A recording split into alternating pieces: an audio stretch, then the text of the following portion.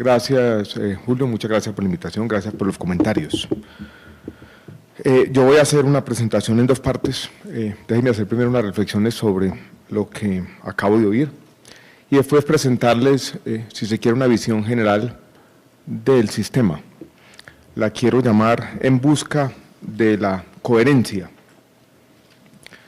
donde voy a tocar 3 puntos y quiero que por lo menos ustedes se lleven la idea de cómo estamos concibiendo el futuro de nuestro sistema de salud. Empiezo con los puntos más de la casa. Primero, celebro los temas de salud ambiental que han sido el epicentro de la conversación desde el día de ayer. Hoy van a tener bastantes conferencias al respecto. Los temas de mercurio, los temas de calidad del aire, el tema de cambio climático que comienza a vislumbrarse como una de las grandes dificultades de la salud pública en los años por venir.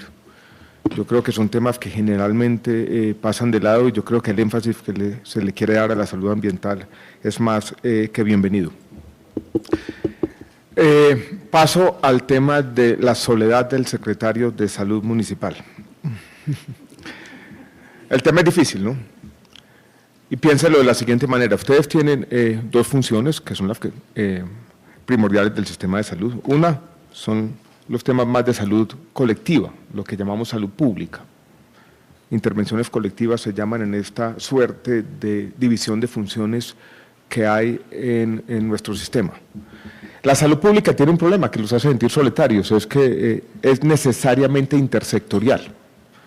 Y la labor que tienen que hacer como secretarios de salud es una labor de coordinación al interior del gabinete. Un secretario de salud solo no puede dar cuenta de la salud pública. Y ustedes saben lo que ocurre con las políticas intersectoriales, nunca son fáciles. Nunca es fácil concitar la atención de los otros secretarios que tienen a su vez problemas y que seguramente están en otro foro de esta ciudad también hablando de su soledad. Pero la salud pública implica eso, implica necesariamente desde el alcalde hasta los otros miembros del gabinete interesarlos en algunos temas de salud y tratar de cumplir aquella utopía de salud en todas las políticas. Y ese trabajo es difícil, el trabajo de la salud pública da su naturaleza intersectorial. El problema se complica cuando del otro lado comienzan los temas de prestación de servicios en el contexto del sistema de salud colombiano que está definido por una doble descentralización. Una descentralización administrativa en la CPS del tema de la coordinación de la prestación de servicios.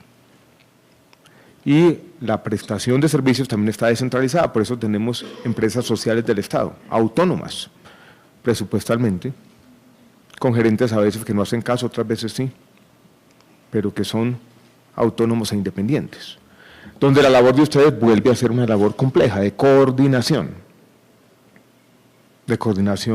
con la CPS, con las IPS, con los diferentes actores del sistema, dada esa doble descentralización. Eso es lo que los hace sentir angustiados muchas veces, que tienen que coordinar los secretarios de salud de un lado y hacer la coordinación en un sistema descentralizado de todas las actividades del otro. Y eso no es fácil, porque muchas veces se siente con más problemas que instrumentos, más variables que ecuaciones. Y eso complica la vida. Pero yo creo que no podemos caer en la desesperanza. Yo creo que lo primero que debería uno encontrar para que su función comience a tener sentido y que no nos quedemos en esta coordinación permanente de una actividad y la otra. Yo creo que hay algunos aspectos primordiales de salud pública. Ustedes todos deberían tener el ASIS como su ruta y tener un conocimiento más o menos específico de las condiciones de salud pública de la Fundación es fundamental. Y dentro de eso yo creo que obsesionarse con uno o 2 temas. Creo que hay muchos temas muy importantes que muchas veces no hacen parte de nuestra coordinación. Yo apuntaba a unos aquí. ¿Quién está pensando en algunos de los municipios intermedios en los temas de accidentes de tráfico y de las motos, por ejemplo? Esa es una labor fundamental. ¿Qué estamos haciendo? ¿Hay metas? Estamos mirando, tenemos georreferenciados dónde están los accidentes, se está trabajando con las autoridades de tráfico, se le está presentando al alcalde y a los otros miembros del gabinete esta problemática. Nos vamos a obsesionar con la creación de una cultura, que la gente respete las normas de tráfico, que usen el casco, que no conduzcan bajo la influencia de alcohol y otras sustancias.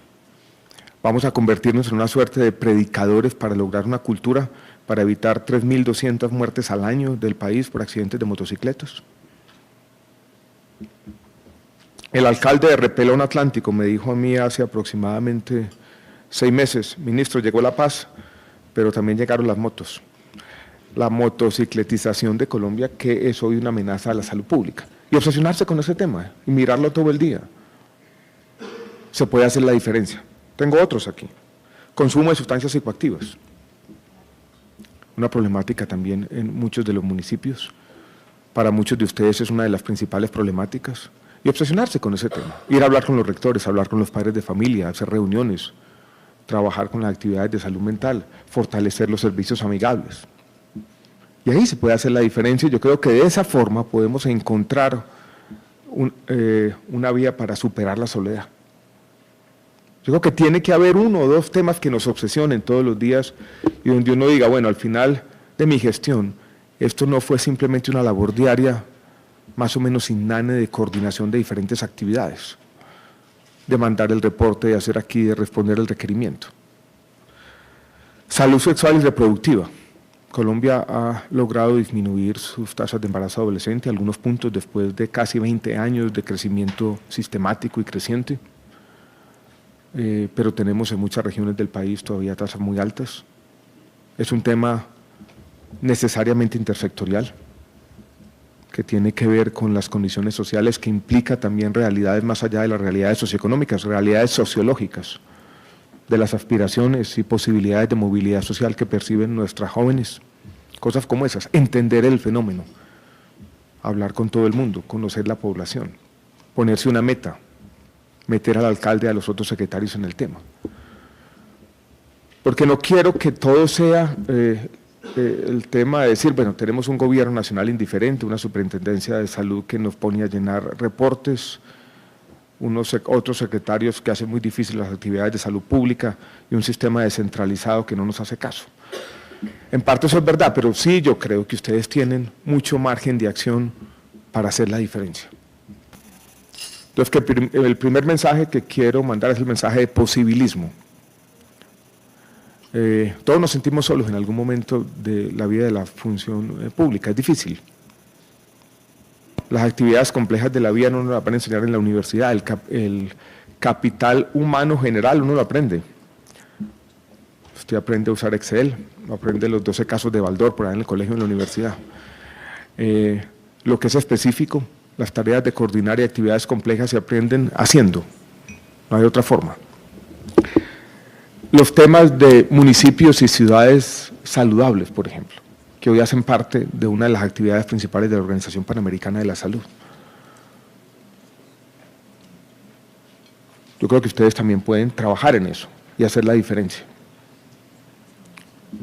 Promover la actividad física, promover la alimentación saludable, convertir a cada municipio o a algunos de los espacios en espacios donde se promueva la salud pública. Yo creo que allí se puede hacer la diferencia. Mire que muchas de estas actividades no involucran grandes cantidades de dinero. Un proyectico con 50, 40 millones puede hacer una diferencia grandísima en la salud y el bienestar de la gente.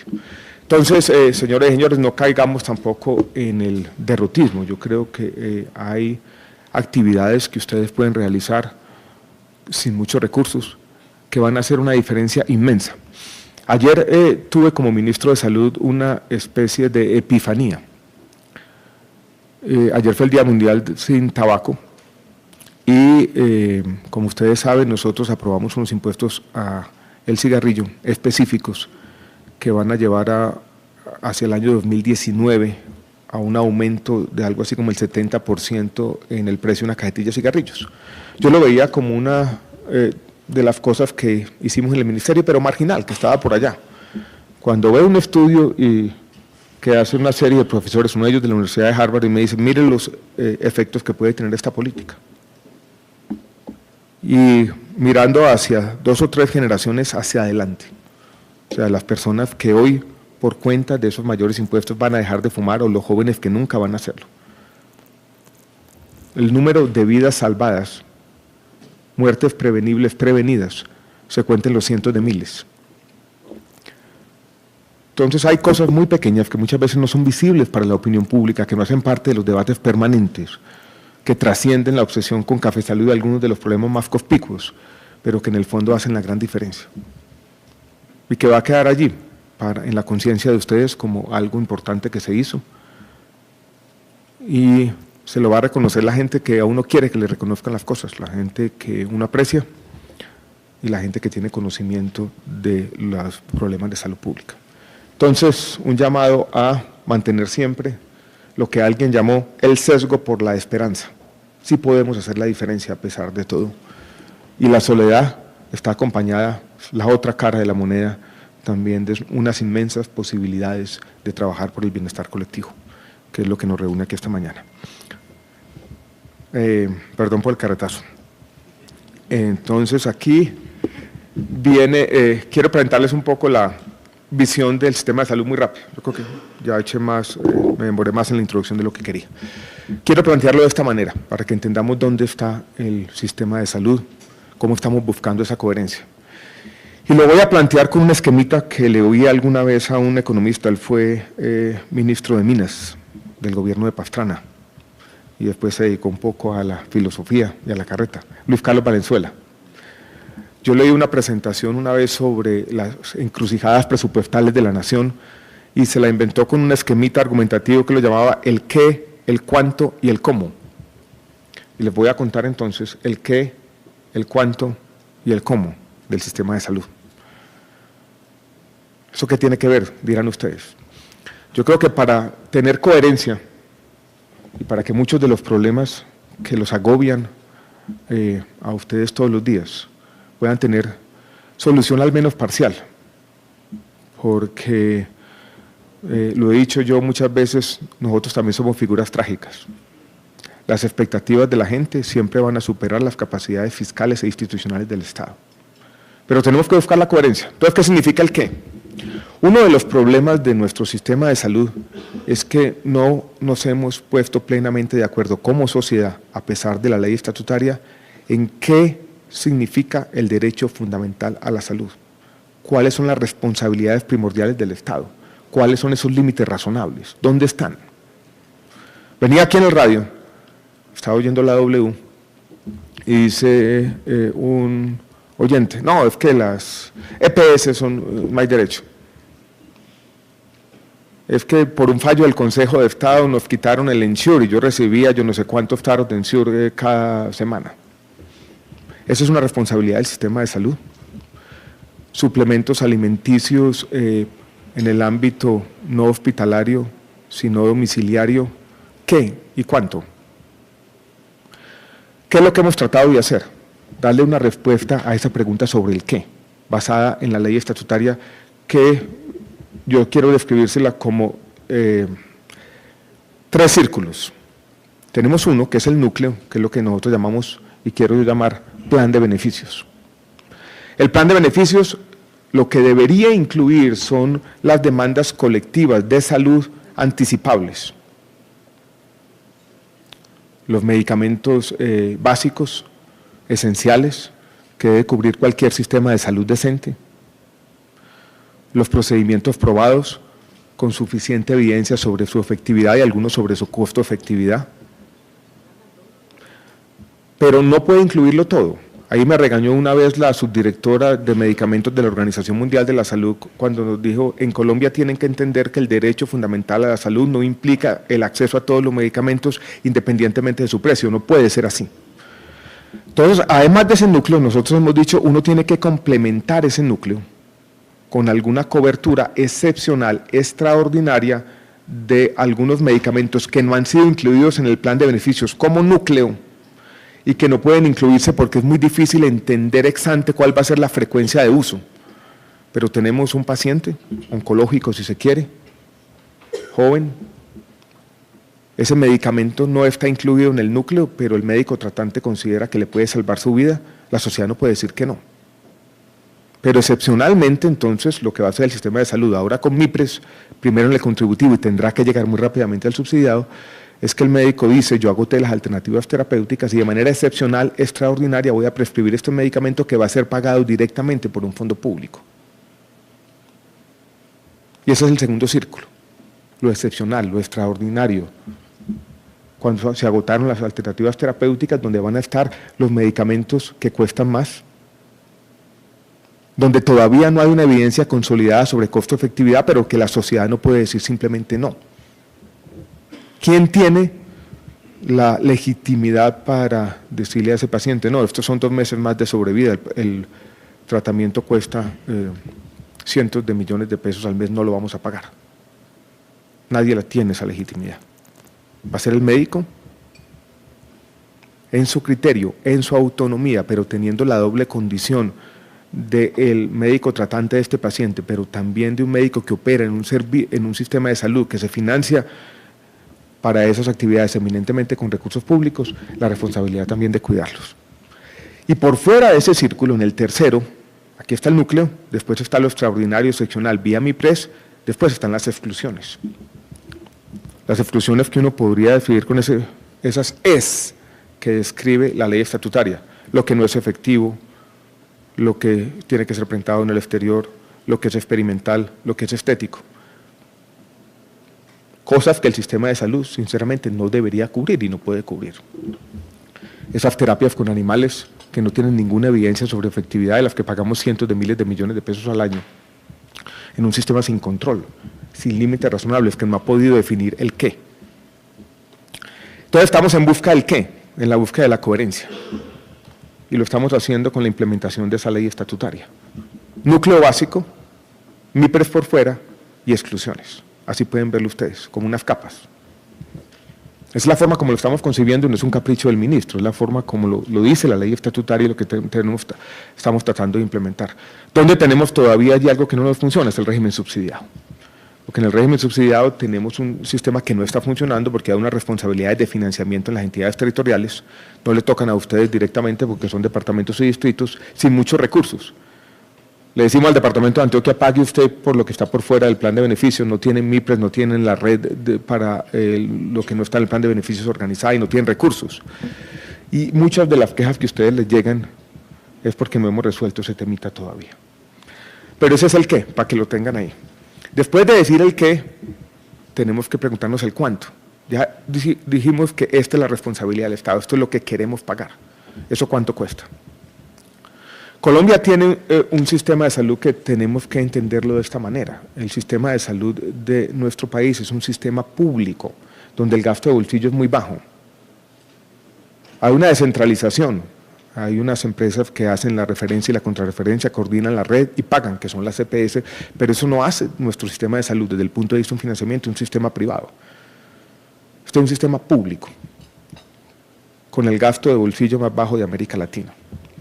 Y eso, que es tan sencillo de decir, tiene las siguientes implicaciones, algo que me preocupa a mí como ministro de Salud y que no he podido de alguna manera que muchos de los agentes del sistema sean conscientes. Como es un sistema público, el sistema está sujeto al crecimiento de los recursos públicos, que son de dos fuentes, los recursos para fiscales o las contribuciones y los impuestos generales. Acabamos, por ejemplo, de tener un reforzamiento de alguna de esas fuentes en la reforma tributaria, con el medio punto de IVA, que viene a ayudarnos a financiar el régimen subsidiado y los impuestos al tabaco que mencioné marginalmente hace un rato. Miren lo que ha ocurrido en nuestro sistema de salud, una de esas tautologías fundamentales, lo que ahora dicen por ahí en las redes sociales, gracias Farid. Y es lo siguiente, los recursos públicos han crecido en los últimos años a una tasa real, por encima de la inflación, entre 2 y 3, en algún momento 4 puntos porcentuales, pero no mucho más. La facturación de las IPS privadas, en general privadas, pero algunas de las públicas también, más algunos de los planes de negocios de la industria farmacéutica, vienen creciendo desde hace década y media aproximadamente, pero esto se reforzó en la última década, a una tasa que es más o menos entre 6 y 7 puntos reales por encima de la inflación. Como no tenemos mucho gasto privado, como Colombia es el país que tiene menos penetración de medicina prepagada y pólizas privadas de los países comparables en América Latina y en el mundo en desarrollo, si los recursos de facturación crecen 2 o 3 puntos reales por encima de los recursos públicos, ¿qué pasa entonces? Esa cuña que se da entre la mitad de una cosa y la otra es la cartera. Simplemente el sistema gasta más de lo que tiene. la facturación supera, el crecimiento de la facturación supera el crecimiento de los recursos públicos, entonces se generan deudas. Uno no puede hacer magia. Y yo creo que todos los agentes del sistema, cuando uno haga planes de crecimiento de su facturación del 7-8% por encima de la inflación, tienen que pensar, ¿y quién me va a pagar eso si la única fuente son los recursos públicos y los recursos públicos están creciendo al 2 y 3? Entonces también tenemos que hacer la reflexión sobre el cuánto. Hoy el sistema de salud tiene más plata que siempre. Este año vamos a tener 40 billones de pesos. Y es de alguna manera paradójico que en el momento que tenemos más recursos es donde tenemos más problemas financieros. Pero yo creo que en algunos de los municipios, sobre todo en las ciudades grandes, ustedes se pueden dar un paseo por la salud y van a ver un crecimiento muy grande de esa oferta privada de alta complejidad que ha desbordado la capacidad financiera del sistema. Muchos casos en su región, por ejemplo, hay un monopolio en el tema oncológico que es impagable para el sistema de salud, literalmente. Y claro, esto resulta en los temas de atención al paciente, demandas crecientes, cosas como esas. Pero es porque tenemos incoherencia en la forma como estamos haciendo las cosas. Definido tenemos que definir el cuánto. Y la preocupación que yo tengo sobre el cuánto es la siguiente. Tenemos dos problemas. Unas deudas que nos quedaron acumuladas por las liquidaciones de algunas EPS y por mismos problemas financieros de 6 o 7 billones de pesos hacia el pasado. Hay como ese lastre que arrastra el sistema, de 6 o 7 billones de pesos ahí acumulados. Y todavía un déficit corriente en la operación de cada año cercano a 1 billón de pesos, 500.000 en el contributivo, que es lo que nos falta para hacer el cierre financiero de este año, y más o menos 500.000 en el subsidiado, que es lo que está faltando para pagar por lo que está por fuera del plan de beneficios, sobre todo concentrado en 7 entidades territoriales.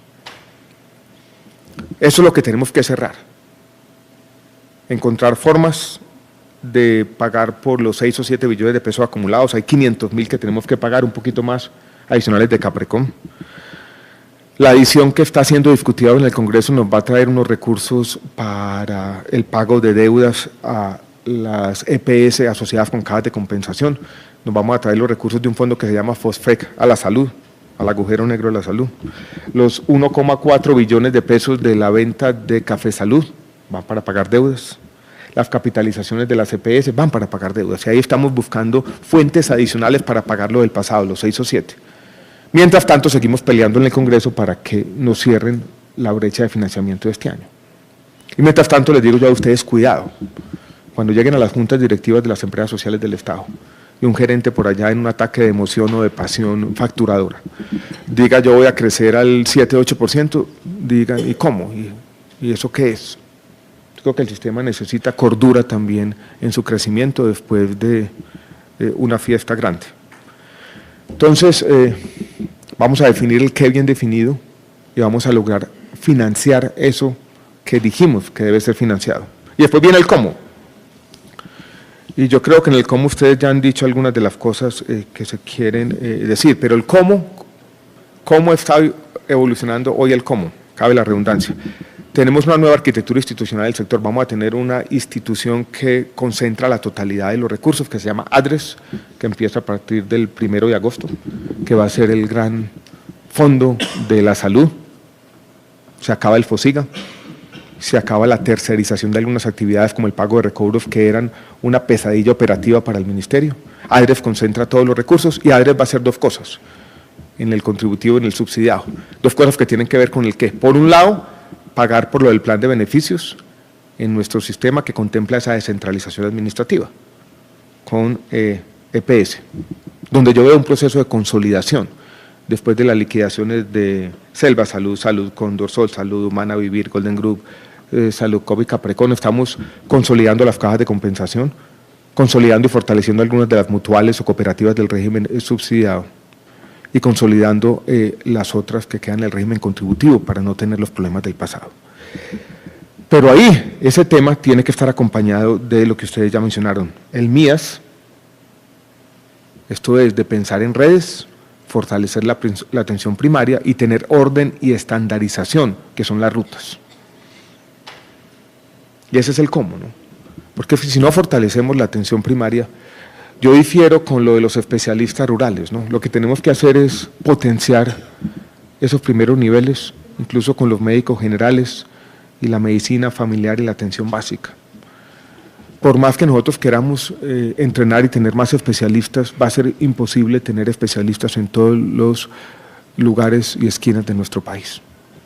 Entonces es muy importante que en ese cómo, ADRES, con las empresas administradoras de planes de beneficio y trabajando todos para tener implementado el MIAS, la ruta funcionando y mejor los primeros niveles, con mecanismos de pago diferentes. La facturación por evento exagerada en los terceros niveles también nos ha matado, con una adecuada gestión de riesgo, donde todos tenemos que jugar un papel fundamental, donde este sector está cambiando en todo el mundo. El tema de Big Data y toda la información que tenemos la tenemos que utilizar bien para hacer la gestión de riesgo. Y del otro lado, del lado de lo excepcional, para la segunda capa, del lado del medicamento de alto costo y cómo incorporamos las nuevas tecnologías en el sistema de salud, lo que estamos haciendo, y esto ya es una política que le corresponde al Ministerio, la regulación de precios, la promoción de la competencia, las compras centralizadas y la transparencia, sobre todo en lo que prescriben los médicos. Esa es la búsqueda de la coherencia, eso es lo que nos hemos dedicado a hacer en el Ministerio, a definir el qué, a trabajar en el cuánto para los recursos y a trabajar todos en el cómo. No es un sistema ideal, pero señoras y señores, es el que tenemos que seguir consolidando y fortaleciendo.